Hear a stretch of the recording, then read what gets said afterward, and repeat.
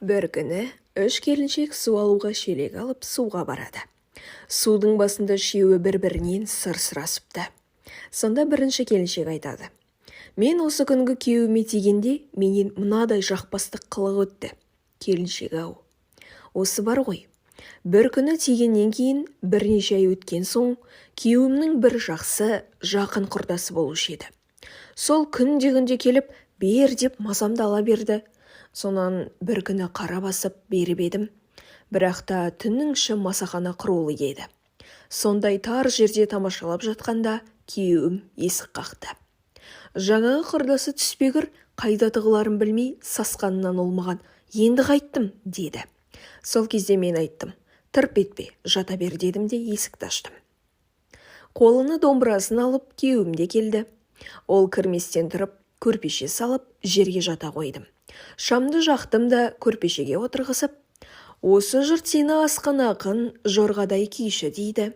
Сен сол күйінді тартшы" дедім. Соны естуге құмартып отырмын деп асыла түстім. Ол домбыраны алып күйді күйлетіп отырды. Сонда мен: "Осы сен күйші болсаң, көзіңді жұмып тартшы, домбыраның пернесін қарамай" дедім. Ол байқұс еш нәрсемен ісі болмай көзін жұмып тарта бастады. Ептеп-еліктеп: "Ой, сенің көзің ашық отыр" дедім. Ол онан сайын көзін қатты жұмды. Сол кезде баяғы масаханадағы құрдас жігітті шығарып жіберіп, өзім қасына қайта келіп отырдым да: "Ой, ақыным-ай, рахмет, жұрт мақтарлықтай екенсің" деп көтеріп қойдым. Сонан кейін: "Енді жетер, жатайық" деп сөйтіп жаттық. Сонан бері жасырын жаман жұмыс істемейтін болдым. Сондағы күйеуім осы еді. "Енді сен айт" деді екінші келіншекке. Екінші келіншек: "Енді кезек маған келсе, мен де айтайын. Баста менің осы күйеуім алғанда әкемнің алдына шарт қойған еді. Егер қызың ұрлық істейтін болса, онда өзіне қайтып беріп, өзінің басында аламын деген болатын. Сонан кейін әкем әлгі байдың баласына берген болатын. Бірақ та менің қалап жүрген кісім ол емес еді. Басқа еді.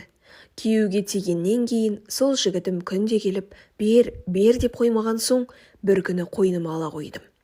Сол заватында күйеуімде келіп қалып, қапыда жаңағы жігітті пышақтап өлтіріп әкеме білдіруге мініп кетті. Мен қорқайын дедім. Көп ұзамай атама барып арыз айттым. "Ата, балаң түсте кеткенінен келген жоқ. Жатайын десем қорқып отырмын. Кіші енемді жіберсең қайтеді" дедім. Бұның алдында өлген жігітті көміп қойғанмын. "Әй қатын-ай, сен бара ғой" деді үйге келіп, екеуміз бірге жаттық. Ұлы ұйқыға кете бергенде баяғы күйеуімнің пышағын осыған салдым да өлтіріп жата бердім. Ұйықтап кеткен екем. "Нанбасаң мінеки, мынау не ұрлық емей" деп көрпені жұлып алды. Қарасам күйеуім және әкем мен шешем келіп тұрып қарап тұр екен. Сол кезде мен де үндемей тұрдым да: "Жындымысың, ақымақпысың, немене? Түнде келіп енеме пышақ салғаны не? Қарап жүріп қаталастым ба?" дегенде күйеуім сасып қалып нанбады. "Нанбасаң атамнан сұрайық" дедім. "Иә, мақұл-ақ" деді.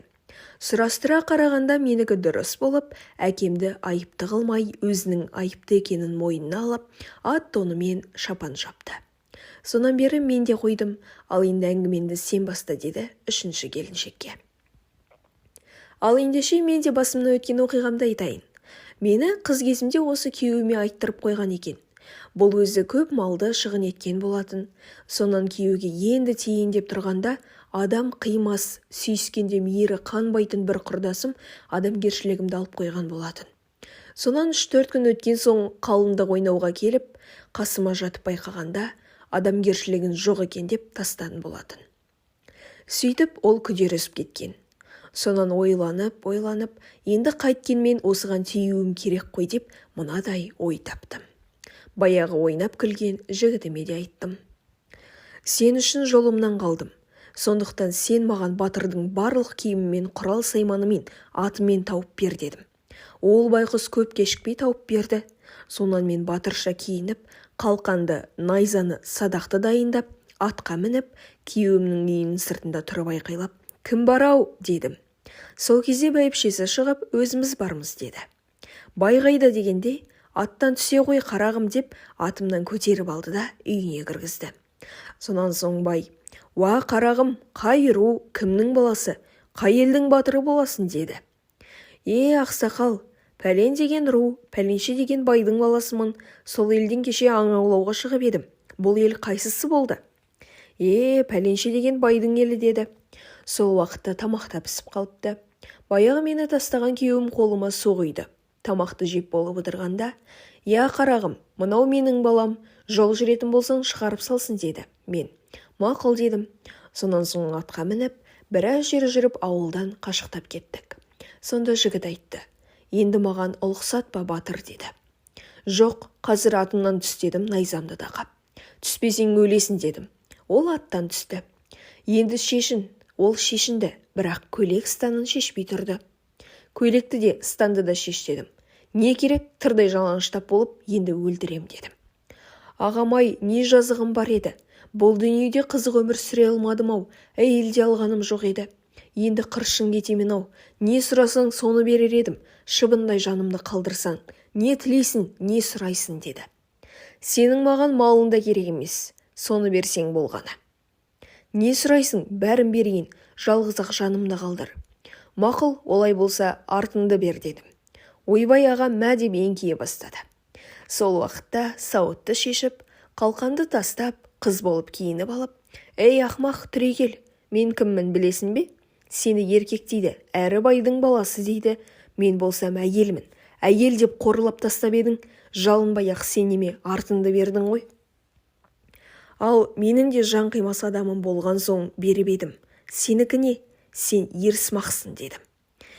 Сенікі дұрыс екен, қателік менен екен. Енді сен елге жаймай-ақ қой. Әкең не тілесе соны берейін. Сөйтіп, екеуміз өмірлік жолдас болайық деді. Сонан бері мен де ұрлық істемейтін болдым. Сондағы күйеуім осы еді деп сөзін аяқтап болып, үшеуі суын алып үйлеріне тарасты.